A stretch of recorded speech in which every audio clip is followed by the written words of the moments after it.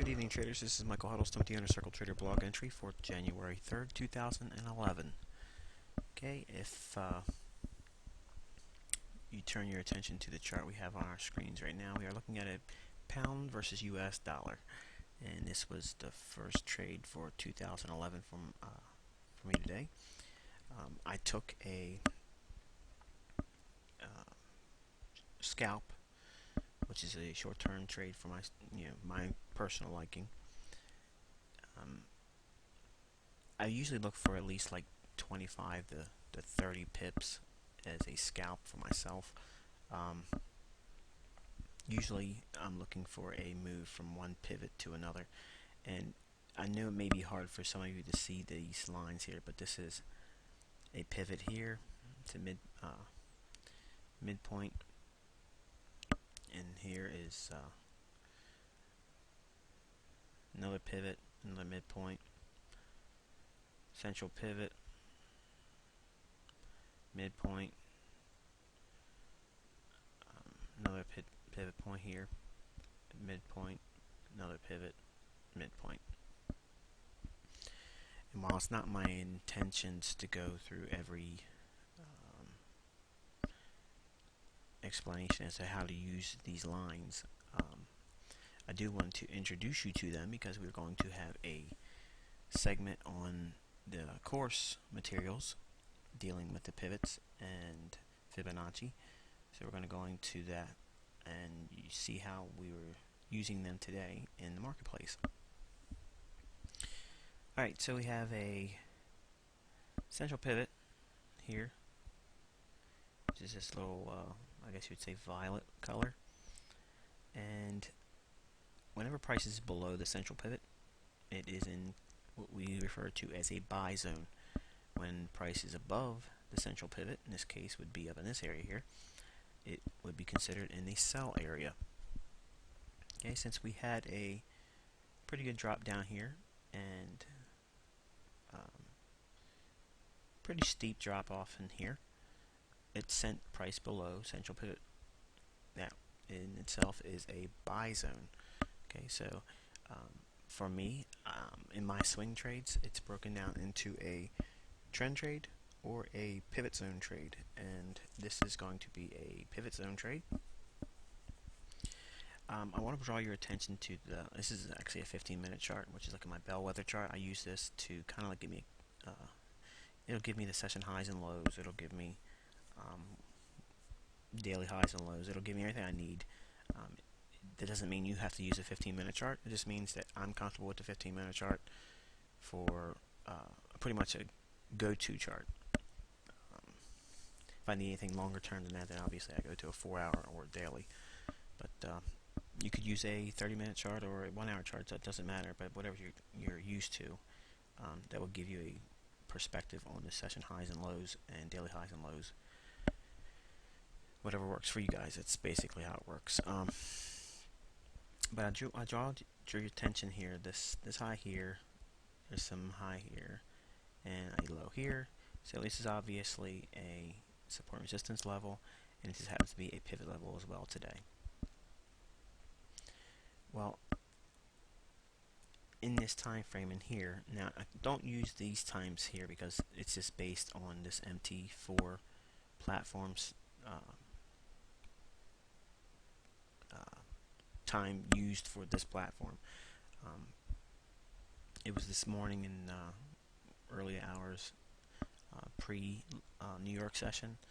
I went long in this area here, looking for a move back to the central pivot, looking for a move to 155.20, and later on I'll show you the actual fills and how it actually fizzled out. I didn't get to 155.20. It came down to hit my trailing stop loss, and I netted a 39 pip winner on that trade. But what I did want to go over is how we use Fibonacci. Okay, Euro made another low here intraday, going into London, New York crossover. And now we see prices started to rally up in here. Now obviously we would want to be looking to be a buyer when we see this type of strength in the upside. But where do you buy? Well, the way I use the Fibonacci, okay, as I take a low and I drag it up to an important recent high, which would be here. Okay. Now you notice that we have the 62% retracement level. Doesn't really have anything in here except for this area, which by itself we want to be able to monitor that. So that'd be 132.95. Call that the 133 figure. And the next one would be the 50% retracement level. Retracement from this high to this low is what we're measuring. So looking at this would be a key level to be watching. About 133.10 area, 133.05. And let's pull up our pivots.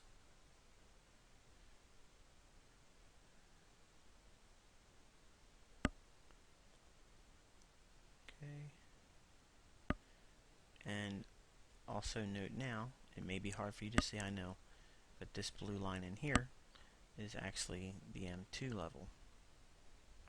I'm using the standard labels that it's commonly banded about between pivots and midpoints. I don't call the midpoints M2 and all that, but for the sake of the explanation, we're going to use this description. Okay, so right in here we have a M2 midpoint pivot. So we have a confluence of a session low, a pivot on a Fibonacci 50% retracement level. So should price come back down to this level in here, we would be looking to buy. And price traded down right into this level here. Okay, in this area here. Now, it's not important that they actually lay right on top of one another. For instance, we don't need to see the pivot, the Fibonacci, and an old high or low be right on the same level. It could be a variance as much as 15 pips. Now, I don't want to go much more than 15 pips, but to me, 15 pips or less is about, it's close. It's very good, and it's very tight. Anything more than 15 pips for a confluence of support resistance, it becomes an iffy situation. So you want to kind of look for 15 pips or less to see an agreement for levels to converge upon. Okay, so looking at this, okay, and again, this is a 15-minute chart. We went long, okay, at 133.05 on a limit based on this area in here. So we wanted to be buying into this retest. Price rocketed up. First objective to take profits is at this high here, and we scaled out at M3. Okay.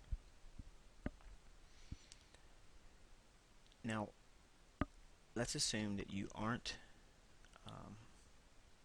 comfortable buying right into a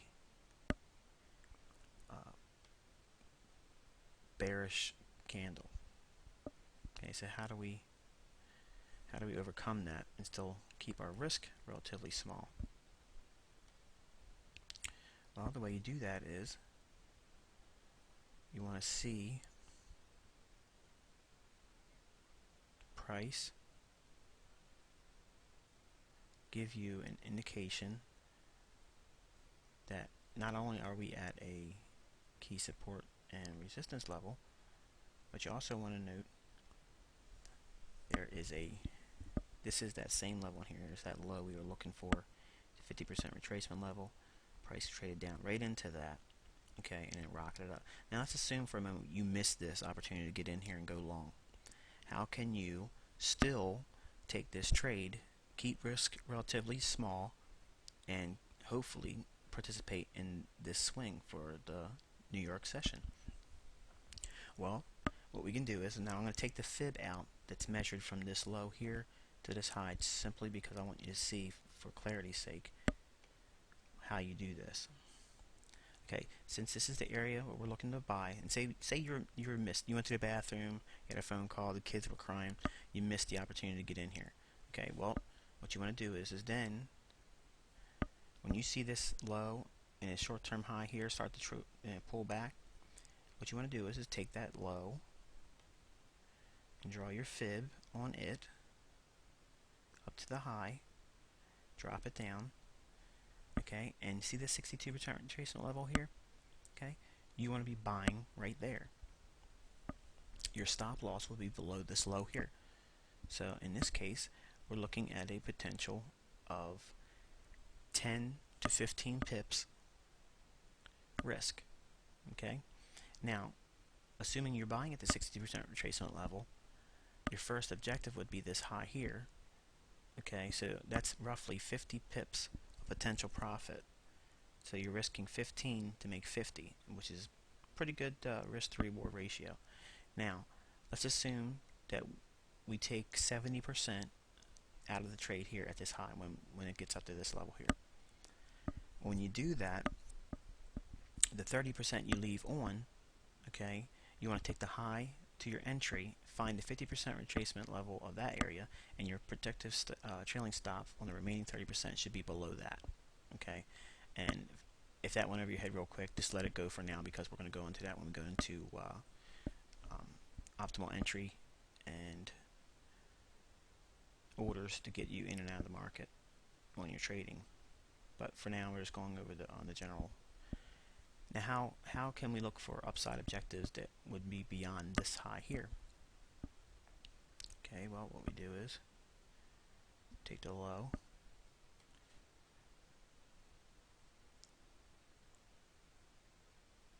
oops, sorry,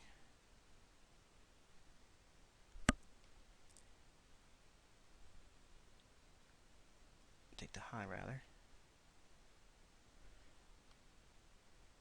down to that low here. Okay, drop that in, and this would be our extension. Okay, 1.27 Fibonacci extension level, and we would look to exit there, which also comes in close at the 133.80 level. So there's another reason to go looking for profits. Plus we have a pivot M3 here, so all in this area here would be an excellent opportunity to scale out of your trade. And obviously you can see price did fail to make higher highs. We consolidated, bounced at the old high here, gave another little scalping opportunity, and traded softer, and basically we've been sloppy. That was the euro for today, and let me show you what that looked like on our smart money tool. Okay, at the time when that euro trade was setting up and it retraced back down for the buy, okay, we had this red line in here is the euro, and the green line in here is the pound. Now when I talk about the smart money tool, ICT smart money tool, SMT, it's really nothing more than me overlaying a line chart of two closely correlated currency pairs, and the British pound versus US dollar and euro versus US dollar are very closely correlated. As you can see, the euro was failing to make lower lows while the pound was making lower lows. So relatively speaking, buying the euro versus buying the pound was the ideal candidate. So that just added more confluence to our buying the euro and not the pound today. It doesn't mean that the pound won't go up in sympathy. It just means that the smart money is accumulating more euro than pound, and you can see clearly relatively speaking, the euro traded higher today, whereas the pound was sloppy to sideways. Okay, so that's kind of more or less a lot of the tools we're going to be covering this week in the new video, and it gave me an opportunity to highlight some of the trades that I took today.